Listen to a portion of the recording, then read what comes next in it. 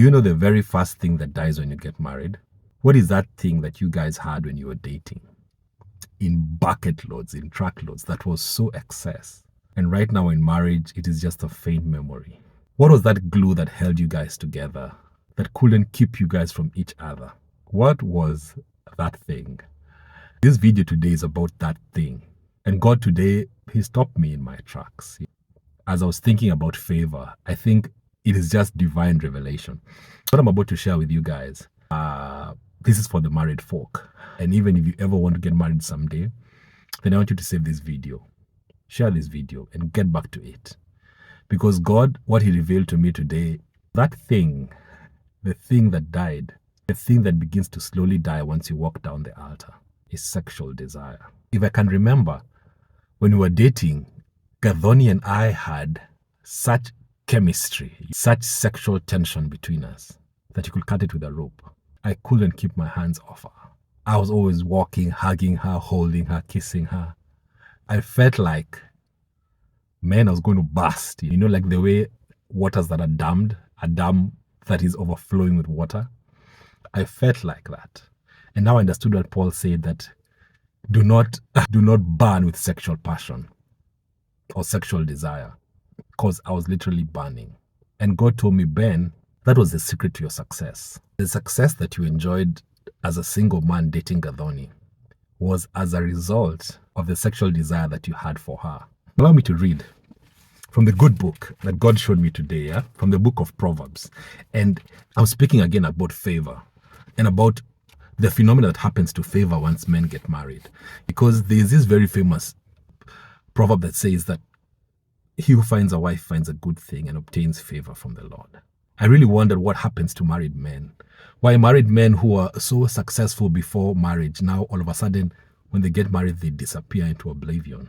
I want to read to you where I was going wrong and where a lot of us men go wrong. So it's in Proverbs 5, verse 15. And this is the entry point and the exit point of favor in a man's life.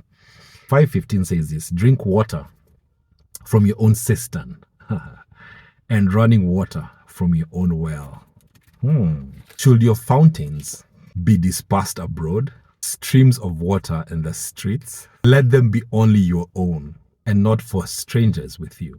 Let your fountain be blessed and rejoice with the wife of your youth. As a loving deer and a graceful doe, let her breasts satisfy you at all times and always be enraptured with her love. Other versions say, and always be intoxicated. Like the Beyonce Jay-Z song Drunk in Love. This is what Solomon is alluding to, of how a relationship between a man and his wife should be. So Solomon here speaks about water sources. He speaks about fountains. He speaks about streams. He speaks about rivers. And all these things, I used to read these Proverbs 5 and I never knew what Solomon was alluding to or referring to. But today God opened up my eyes, and what Solomon was talking about was sexual desire. That Solomon is saying, do not let your sexual desire be dispersed abroad. Do not let it be poured out in the streets. Let them be for your wife alone. And then Solomon begins to say that, may her breasts satisfy you always. So that now if you are not really sure what he's speaking about, now it hits home. Solomon is speaking about sexual desire. That a man should desire his wife, that animal, that raw desire, to want to make love to her. And then he says, may you always be, not sometimes, not during your honeymoon or during the first 3 months of your marriage. May you always be intoxicated with her love.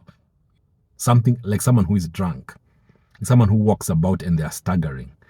Let that be how much drunk of passion you should be. That is what Solomon is speaking about. And today, as I was thinking about favor, here's the thing. So favor, as I spoke yesterday, favor has an entry point and has an exit point.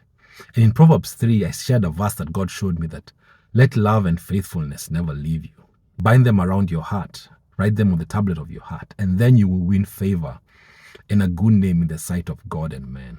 And today God showed me that the entry point of favor in a man's life is the sexual desire for his wife, while the exit point, the back door where favor lives, is sexual desire for any other woman other than his wife. See, hear what Solomon says. For why should you, my son, be enraptured by an immoral woman? Why should you be embraced in the arms of a seductress? And so here Solomon gives us a point that I want you guys to understand how important it is and what kind of game the devil, who is so smart, plays. Because you have to understand this, that in a marriage, even though it's just the two of you, there's a dark force.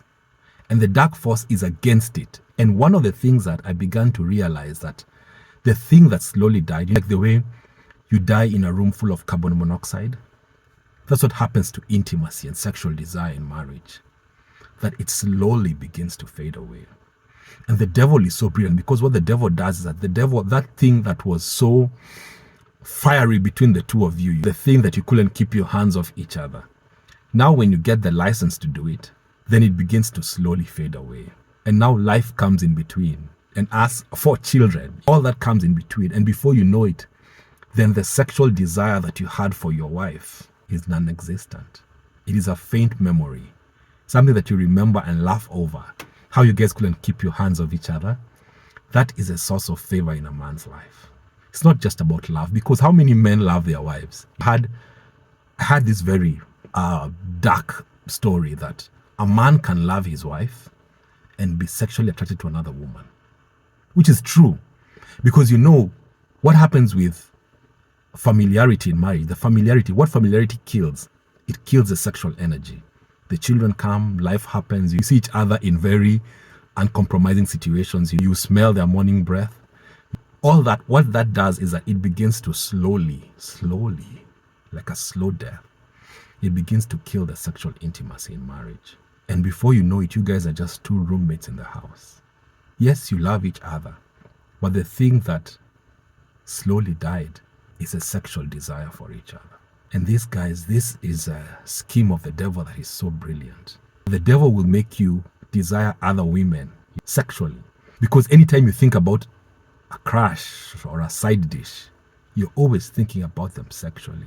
But when it comes to your spouse, you're like the one that you want to grow old together. That is the best scheme the devil has ever come up with. That this sexual desire, animal desire that you have for each other, that begins to slowly fade away. And so over the next 7 days, God willing, I want to break down this sexual desire and how much important it is for you guys to keep that flame burning in your marriage. No matter what happens, guys, you're in a room full of carbon monoxide. Do not die. Do not let the sexual desire you have for each other die, because that is where the favor of a man lies. The favor of a man, the entry point of a man's life in favor, is the desire, the sexual desire for his wife. And let me tell you, there is no force that is stronger. People have abdicated thrones. Countries have burnt down.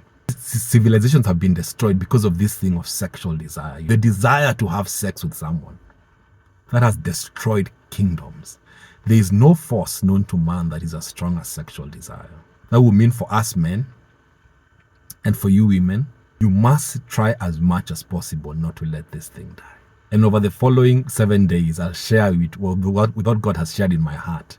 And then, God willing, we might organize something for us married folk, just for us to find a way to rekindle this flame, to fan back this flame in our life, to know that, man, it is important for us to keep this fire burning and to rekindle it.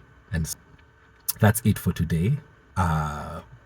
I know I've said a lot, but I just pray that you may process it, that do not let that water or your flame die out. That's it, guys.